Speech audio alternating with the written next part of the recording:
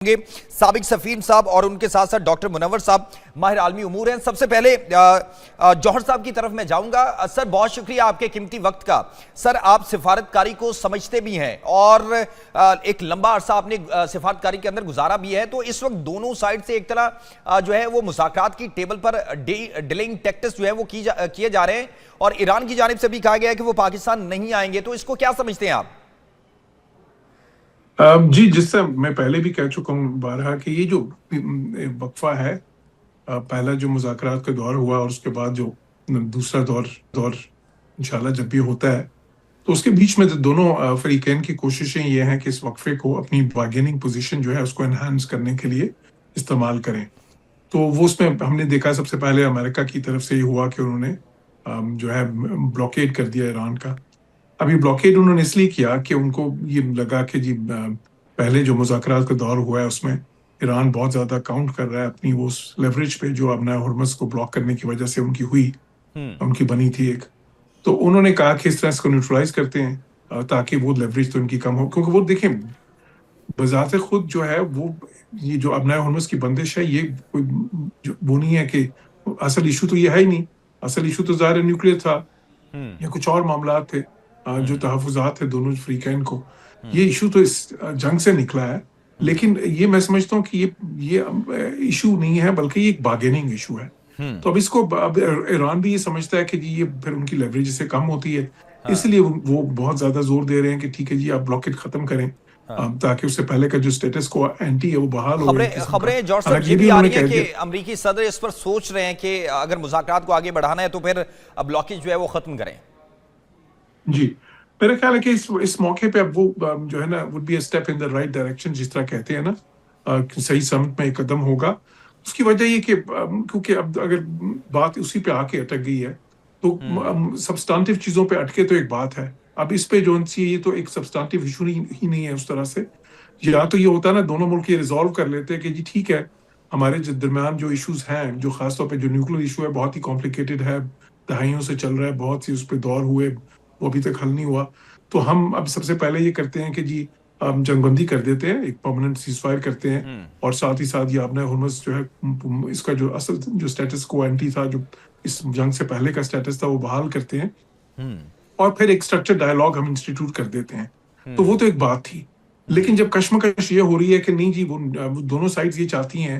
کہ وہ اپنی کانسٹیٹوئنسیز کے لیے وہ چاہتی ہیں کہ وہ ایک قسم کی وکٹری اناؤنس کریں کہ دیکھیں جی ہم نے جو ہے نا یہ جنگ جیت لی ہے, اور وہ اس سے پتہ چلتا ہے کہ ہم نے یہ کنسیشن لے لی ہے. امریکہ چاہتا ہے کہ وہ اعلان وہ ظاہر ہے وہ کر سکیں کہ دیکھیں جی ہم نے جو سب سے بڑے ایشوز تھے ہم نے سسپینشن لے لی ہے ان سے, جو ہے نا جے سی پی او میں تو سسپینشن نہیں تھی نیوکلیر انریچمنٹ کی, اس میں تو یہ تھا کہ سویلین نیوکلیر یوز تک وہ کر سکتے تھے 3.67% تک, بلکہ کئی وہ جو میڈیکل آئسوٹوپس جو ہیں اس سے بہت زیادہ جو افسودگی کے بھی وہ جو ہے نا اس وقت بہت زیادہ افسودہ بھی کر سکتے تھے یورینیم کو سے بھی زیادہ, جو ہے نا جو میڈیسنل پرپسز ہوتے ہیں میڈیکل یوزز کے لیے جو میڈیکل آئسوٹوپس میں اس میں تو 20-30% تک بھی کر سکتے تھے. تو اب وہ کوئی کیویات نہیں ہے اس میں, اس وقت بالکل ٹوٹل سسپینشن ہے, اور امریکہ تو کہہ رہا ہے 20 سال کے لیے, ایران خیر 3 سال اور پھر 5 سال, پھر دوسرا وہ 450 کلو گرام جو یورینیم 60% افزودہ, اس کا بھی معاملہ بہت سیریس ہے,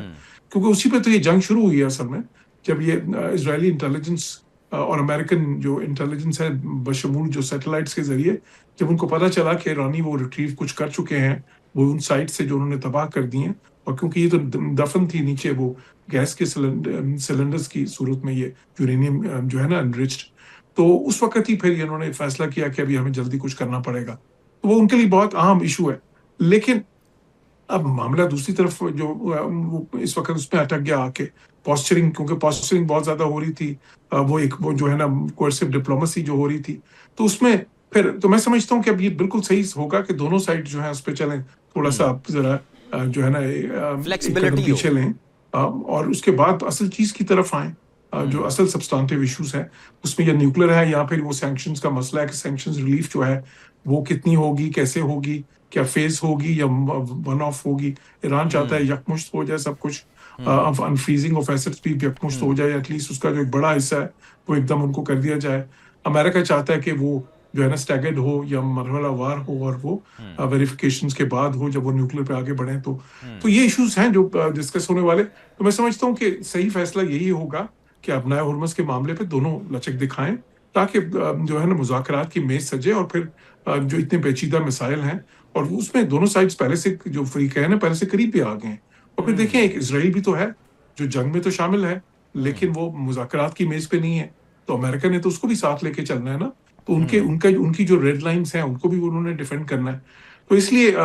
جو ہے اور وہ بھی مذاکرات کی میز پہ لیکن ہی جوہر ہوگا. صاحب ایران کہتا ہے کہ ہم سے, جس طرح آپ نے بھی ریڈ لائن کا ذکر کیا, وہ کہتا ہے کہ ہم سے وہ مطالبات کیے جا رہے ہیں جو ہماری ریڈ لائن ہے, تو پھر جو ہے وہ کمپرومائز کرنے کے لیے ایران تیار ہوگا اپنی ریڈ لائنز پر؟